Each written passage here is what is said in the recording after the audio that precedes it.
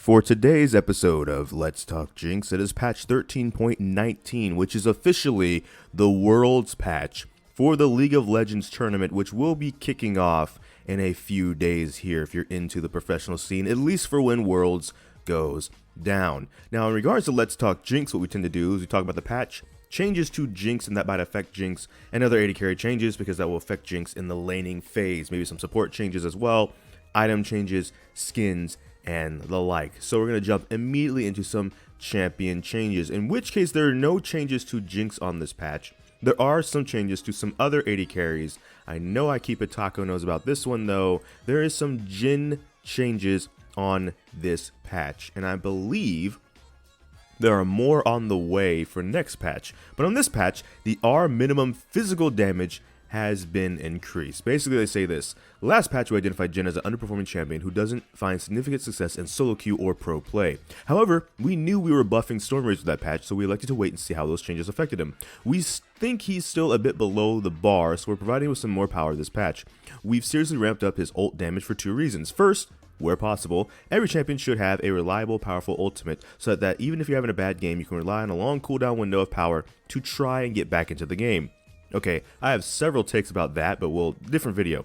Second, Jhin is canonically someone who wants to murder, so it's important that his damage is up to snuff. On his R, the curtain call, the minimum physical damage is going from 50, 120, and 200 plus 25% total AD to 64, 154, and 244 plus 25% should be 24% total AD. That would have really kind of sold it. But at the same time, so Jhin is one of my go-to AD carries when Jinx is gone. Maybe my literal go-to AD carry when I can't play Jinx, funny enough. Maybe it's Twitch, because Twitch is a counter pick to Jinx, and maybe the other team picked Jinx, and that's why I'm playing not Jinx. With that being said, this is an interesting one, because it's always been a conversation about how powerful should Jin's ult be or not be.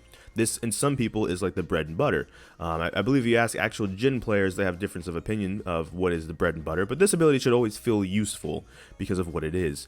In terms of the matchup, right, the Jinx-Jhin matchup, what this changes is when he's ulting and how much health that you have. Like, most of the time, depending on how it's going, what I always tend to tell people is like, you know how the ult has those indicators on the side? So you kind of know where Jhin is. Depending on your elo, Jhin is ulting because he's low on health and needs to kind of run back to safety, and then wants the ult to still be able to be in the fight. Now, as Jinx, you have this giant missile you can fire out of your rocket launcher that specifically has execute damage on it for low health people.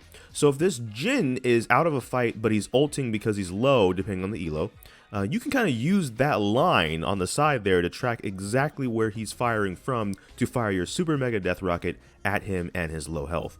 Now, if they're a decent Jhin and they're opening, not on low health, there's no real point doing that because it's execute damage. Super mega death rocket, even if you're building full lethality, won't kill him probably straight up unless you're far ahead of him. So just beware when this ability's up. Just keep an eye on what Jin's health was, because this ability is a little bit of a tattletale of where exactly he is if he's low. But if he's not, you're going to want to dodge. Hopefully have like a tanky support. Or if you don't, maybe you can dodge a few of them or alternate the hits if you can and dodge that fourth one. That's what you want to look for to do as Jinx. Because otherwise Jhin is going to have a good time with the damage being up, especially as you rank up the ability into the late game. So remember when I said Twitch was a classic Jinx counter pick? Twitch is also being buffed this patch, so that technically means Jinx is being nerfed indirectly. It kind of depends. He used to be more of a counter pick, I'd say, back in Season 5, 6, 7. A lot of things have changed since then, so it is worth mentioning that it's not necessarily a hard rock, paper, scissors matchup or anything like that nowadays. But the R missile speed is being increased. They say, in routine sweep of champion viability and satisfaction, we identify Twitch as a champion that isn't necessarily weak, but could use some quality of life improvements. We think spray and play? I mean, you sometimes play around with the ability because you die before you get the missiles off because of how slow it is at the moment.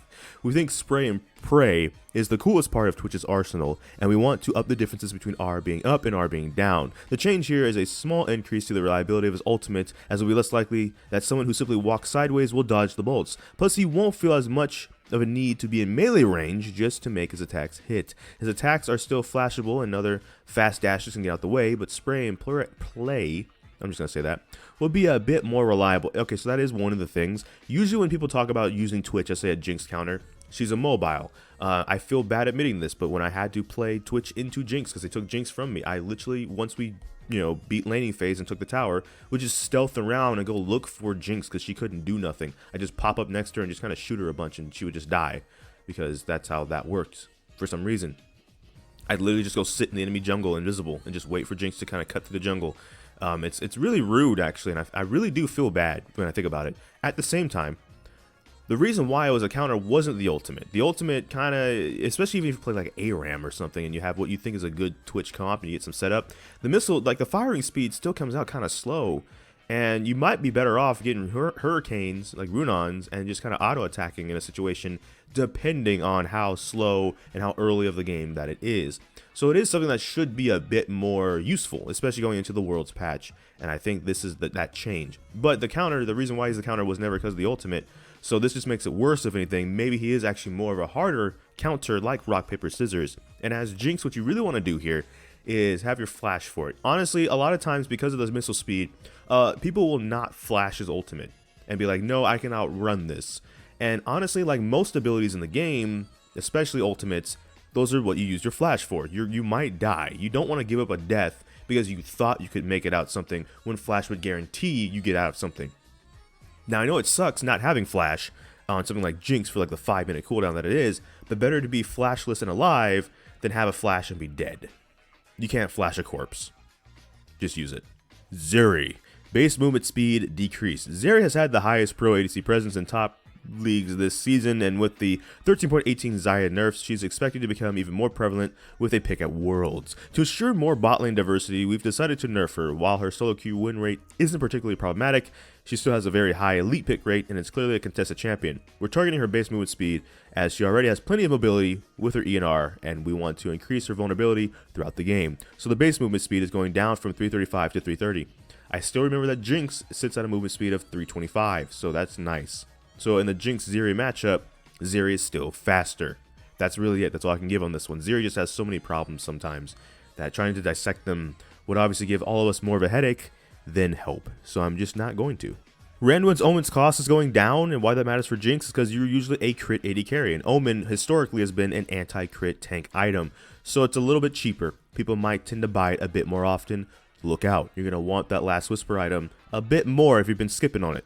Honorable mention to some skins coming this patch, specifically the La Illusion Renata Glask, because as supports you might be seeing Renata Glask in your games, at least for the first couple. Renata mains maybe want to be playing that skin, as well as La Illusion Draven and the prestige version of the Renata Glask skin as well. So you might be seeing some Draven in your games, maybe only briefly, depending on how good he is in the patch in general, but because people want to play these skins, like this one right here. So that is all for this video from me. Thank you so much for watching this video. Make sure to like, comment, and subscribe. Hit that bell notification, the actual subscribe button. But I don't know which video will be next, because I could have a lot of kinks. So until this time, take care.